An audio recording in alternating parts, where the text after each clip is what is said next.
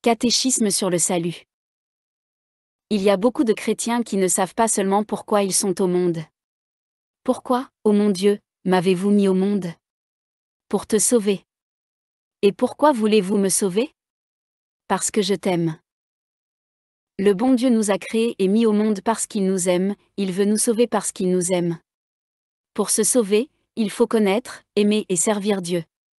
Ô belle vie! Qu'il est beau, qu'il est grand de connaître, d'aimer et de servir Dieu. Nous n'avons que cela à faire en ce monde. Tout ce que nous faisons hors cela, c'est du temps perdu. Il faut n'agir que pour Dieu, mettre nos œuvres dans ses mains. Il faut dire en s'éveillant, je veux travailler aujourd'hui pour vous, ô mon Dieu. Je me soumettrai à tout ce que vous m'enverrez comme venant de vous. Je m'offre en sacrifice. Mais, mon Dieu, je ne puis rien sans vous, aidez-moi. Oh! Qu'au moment de la mort on regrettera le temps qu'on aura donné au plaisir, aux conversations inutiles, au repos, au lieu de l'avoir employé à la mortification, à la prière, aux bonnes œuvres, à penser à sa pauvre misère, à pleurer ses pauvres péchés. C'est alors que l'on voit qu'on n'a rien fait pour le ciel. Ô mes enfants, que c'est triste. Les 3/4 des chrétiens ne travaillent qu'à satisfaire ce cadavre qui va bientôt pourrir dans la terre, tandis qu'ils ne pensent pas à leur pauvre âme, qui doit être éternellement heureuse ou malheureuse. Ils manquent d'esprit et de bon sens, ça fait trembler. Voilà donc cet homme qui se tourmente, qui s'agite, qui fait du bruit, qui veut dominer sur tout, qui se croit quelque chose, qui semble vouloir dire au soleil, ôte-toi de là, laisse-moi éclairer le monde à ta place. Un jour, cet homme orgueilleux sera réduit tout au plus à une petite pincée de cendre qui sera traînée de rivière en rivière, de saône en saône, jusque dans la mer. Voyez, mes enfants, je pense souvent que nous ressemblons à ces petits tas de sable que le vent ramasse sur le chemin, qui tournent un petit moment, et se défont tout de suite après. Nous avons des frères et des sœurs qui sont morts. Eh bien, ils sont réduits à cette petite poignée de cendres dont je parle. Les gens du monde disent que c'est trop difficile de faire son salut.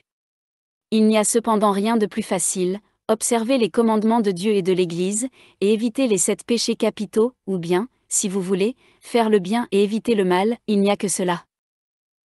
Les bons chrétiens qui travaillent à sauver leur âme et à faire leur salut sont toujours heureux et contents, ils jouissent, par avance, du bonheur du ciel, ils seront heureux pendant toute l'éternité.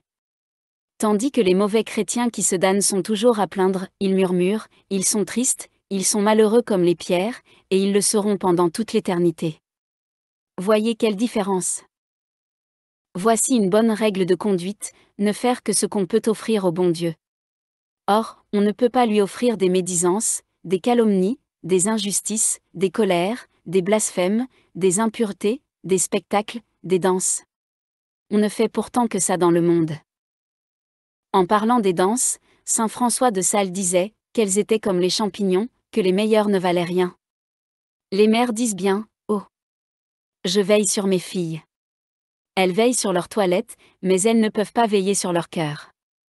Ceux qui font danser dans leur maison se chargent d'une responsabilité terrible devant Dieu, ils sont responsables de tout le mal qui se fait, des mauvaises pensées, des médisances, des jalousies, des haines, des vengeances.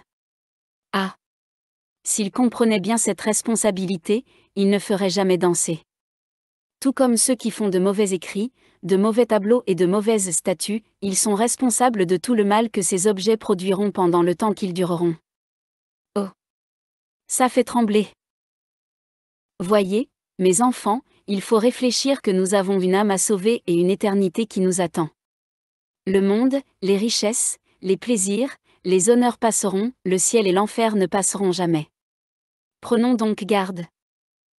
Les saints n'ont pas tous bien commencé, mais ils ont tous bien fini. Nous avons mal commencé, finissons bien, et nous irons les rejoindre un jour dans le ciel.